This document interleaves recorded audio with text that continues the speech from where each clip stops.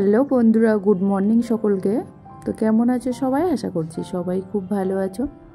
তো দেখো, সকাল সকাল ঘুম থেকে উঠে পড়লাম, আর উঠে বাসি কাজগুলো সবই কমপ্লিট করে আমি চলে এলাম ব্রেকফাস্ট বানাতে। তো আজকে ব্রেকফাস্টে কী বানাবো কিছু বুঝতে পারছিলাম না। তো রাতের কিছুটা বাসি ভাত বেঁচেছিল, তো ভাবলাম ভাতগুলো তো সকালে কেউই খেতে চায় না, তো ভাবলাম ওই ভাতগুলো যদি আমি একটু ফ্রাই করি, আর রাতের কিছুটা মাংস আছে ফ্রিজে, ওগুলো গরম করে দিলে খেয়ে নেবে সবাই। তো ওই ভেবে আমি এইগুলোকে একটু টমেটো কুচি, ভাতগুলোকে একটু টমেটো কুচি, একটু ডিম, তারপরে পেঁয়াজ কুচি আর লঙ্কা কুচি দিয়ে ভালো করে ডিমটাকে ফ্রাই করে নিচ্ছি, নিয়ে তারপরে এর মধ্যে ভাতটা দিয়ে দেবো। দিয়ে দিলে একটু ফ্রাই হলে না ভাতটা খেতেও ভালো লাগে, আর এর মধ্যে কিছুটা ঘি অ্যাড করে দেবো, দিলে একদম ফ্রাইড রাইসের মতো হয়ে যাবে। তাহলে ভাতগুলো সবাই খেয়ে নেবে। আর রাতের কিছুটা ওই যে বললাম মাংস আছে, ওগুলো বার করে রেখেছি ফ্রিজ থেকে, ওগুলো একটু গরম করে নেব, তাহলে হয়ে যাবে। সকালে অতটা তাড়াহুড়া থাকবে না। আর আজকে যেহেতু হাজব্যান্ডেরও অফিসও নেই, কোনো চাপ নেই, তো ভাবছি আজকে কিছুটা কাচাকাচি করতে বাকি আছে, জামাকাপড়গুলো তো সেগুলো কাচবো, ওই জন্য সব বার করে রেখেছি। আর এই ব্রেকফাস্টটা আগে কমপ্লিট করে নিই, তারপরে ওইগুলো কাচাকাচি করে সেই রান্নাটা করতে আজকে অনেকটাই লেট হয়ে যাবে। তো ওই জন্য আগে ভাতটাকে এদিক ফ্রাই করে নিয়েছি। তো এবার আমার ছেলেকেও খেতে দেবো, আর আমরা দুজনে খেতে বসে পড়বো।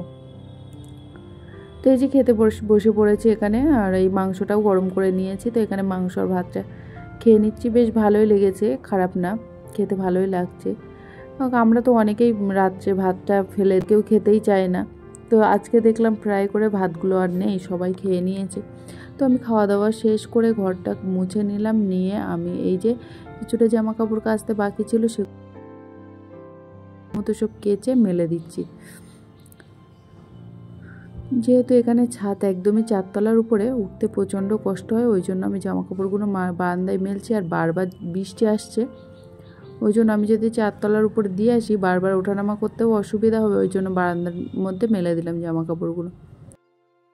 যে জামা কাপড়গুলো এদিকে মেলাও হয়ে গেছে, আর এদিকে ফ্রিজ থেকে বার করব মাছ। তো মাছটাকে বার করে আগে ভিজিয়ে দেবো, তারপরে সবজিগুলো কেটে নেব।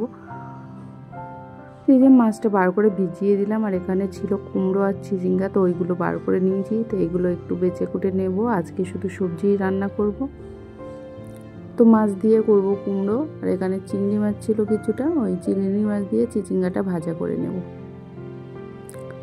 তো আমাদের তো মেয়েদের কোনো দিন ছুটি নেই, রেগুলার একই রুটিন আমাদের চলতেই থাকে। আর নতুন কি কথা, শুধু একটু কম আর বেশি, মানে কি বলবো, কাজের ধরনটাই শুধু আলাদা আমাদের, তা না হলে প্রত্যেকটা আপুরই একই অবস্থা।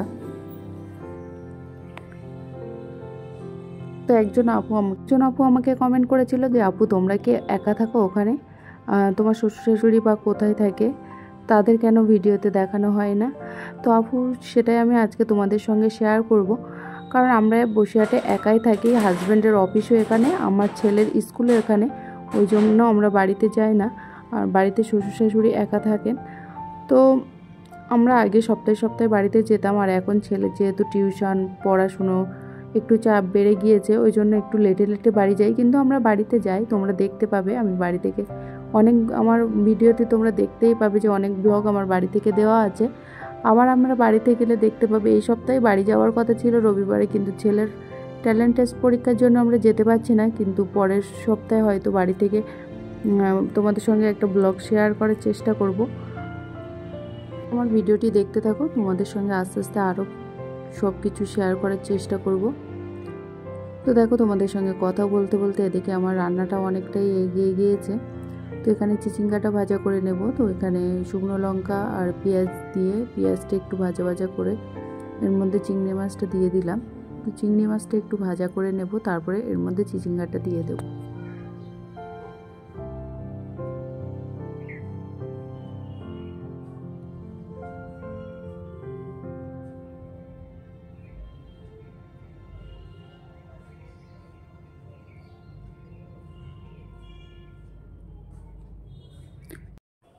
চিংড়ি মাছের মধ্যে একটু দিয়ে দিলাম লবণ, আর একটু হলুদ গুঁড়ো দিয়ে দিলাম, দিয়ে আবার চিংড়ি মাছটাকে ভাজা ভাজা করে নেব, তারপরে এর মধ্যে চিচিঙ্গাটা দিয়ে দেবো।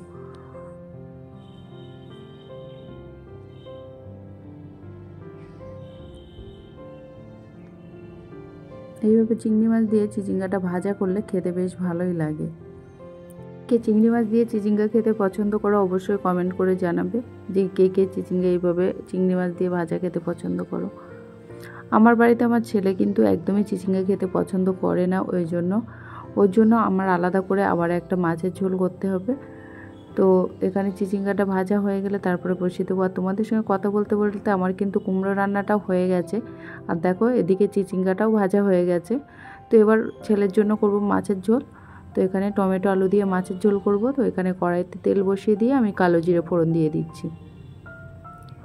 এবার আমি এর মধ্যে দিয়ে দেব আলু।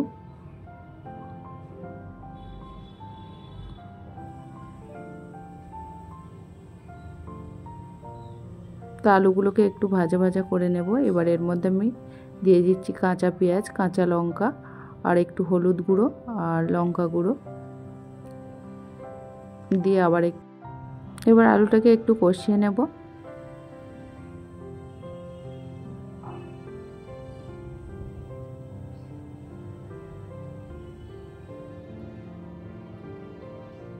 এবার আমি এর মধ্যে দিয়ে দেব পরিমাণ মতো জল। এবার এর মধ্যে কেটে রাখা টমেটোগুলো দিয়ে দিচ্ছি। এবার আমি এটাকে কিছুক্ষণের জন্য ঢেকে দেব, যতক্ষণ না আলুটা টমেটোটা সিদ্ধ না হয় ততক্ষণ। তো ঢাকাটা খুলে দেখলাম যে টমেটো আলুটা সিদ্ধ হয়ে গেছে। এবার মাছটা এর মধ্যে দিয়ে দিচ্ছি।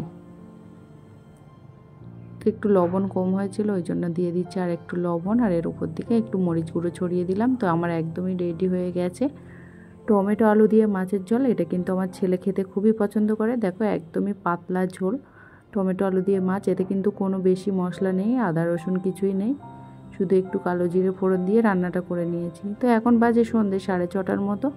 তো আমরা খাওয়া দাওয়া কমপ্লিট করে আজকে ছেলে খুবই বায়না করছিল ফুচকা খেতে যাবে। তো ওকে নিয়ে আমরা বেরিয়ে পড়লাম বসিরহাটে ফুচকা খেতে। কারণ বসিরহাটে ভ্যাবলায় কিন্তু ফুচকা খুবই বিখ্যাত। যারা এখনও পর্যন্ত কোনো দিন খাওনি অবশ্যই এসে ট্রাই করবে। এখানে একটা দাদুর ফুচকা আমাদের কিন্তু খুবই ভালো লাগে। তো আমরা চলে যাচ্ছি ভ্যাবলার দিকে ফুচকা খেতে। তো এই যে ফাইনালি চলে এসেছি। আর আমার ছেলে নিয়েছে দই ফুচকা। তো আমরা সবাই মিলে দই ফুচকাটা আগে খেয়ে নিচ্ছি। এখানে দই ফুচকাটা কিন্তু দুর্দান্ত টেস্টি করে, আমার ভীষণ ভালো লাগে এই দাদুর দই ফুচকা। তারপরে আমরা এবার খাচ্ছি টক ফুচকা, টক জল দিয়ে ফুচকা। এটাও কিন্তু খুব ভালো করে।